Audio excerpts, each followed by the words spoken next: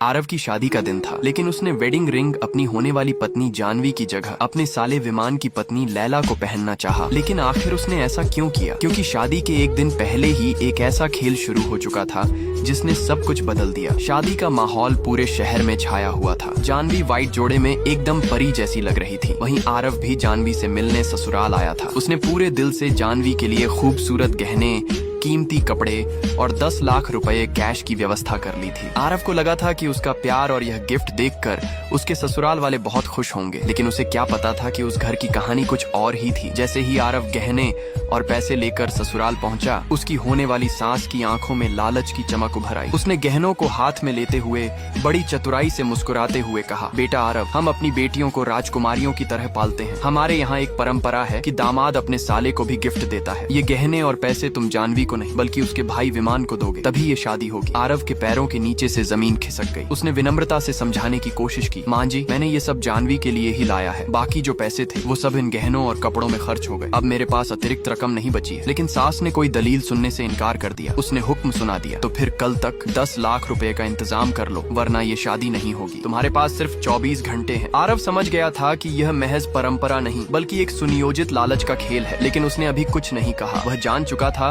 कि ये लोग उसकी विनम्रता को उसकी कमजोरी समझ रहे हैं। सास का लालच यही नहीं रुका, उसके खून में ही कंजूसी और लालच का जहर घुला हुआ था। शादी जैसे शुभ और पावन अवसर पर भी वो पैसों की बचत के लिए हर हद पार कर रही थी। पूरे घर के कर्मचारी, खास तौर पर वेटरों की मीटिंग बुलाई गई। देखो सब लोग ध्यान से सुन लो, इस शादी में कोई भी फालतू खर्चा नहीं होना चाहिए। जितने मेहमान हैं सिर्फ उतना ही खाना बनेगा। कोई स्वादिष्ट शाही पकवान बनाने की जरूरत नहीं है। जैसा सिंपल है वैसा ही चलेगा। कोई एक्स्ट्रा मिठाई, कोई फालतू स्नैक्स नहीं। वो अपनी नजरें तरेरते हुए बोली, और हाँ, अगर किसी भी डिश का वेस्टेज हुआ या कोई चीज बच गई तो मैं सबका हिसाब सैलरी से काट लूंगी। चूंकि उसी दिन जानवी का भाई विमान भी अपनी प्रेमिका लैला से शादी कर रहा था, तो सास ने लालच में आकर लैला के पिता से भी मोटा दहेज मांग लिया। लैला के पिता ने हाथ जोड़कर कहा, बहन जी, मैं मध्यम वर्गीय आदमी हूँ, मेरी इतनी हैसियत नहीं है। मगर सास अपनी जिद पर अड़ी रही। मजबूरन लैला के पिता ने भी जैसे तैसे रकम जुटाने का वादा कर दिया। इन सब हरकतों को आरव चुपचाप देख रहा था। उसके मन में अब सास ससुर के असली चेहरे साफ हो चुके थे, लेकिन उसने बाहर से कोई विरोध नहीं किया, क्योंकि उसके मन में एक मास्टर प्लान आकार ले चुका था। वो उनके बीच में आकर माहौल बिगाड़ने की कोशिश करता है,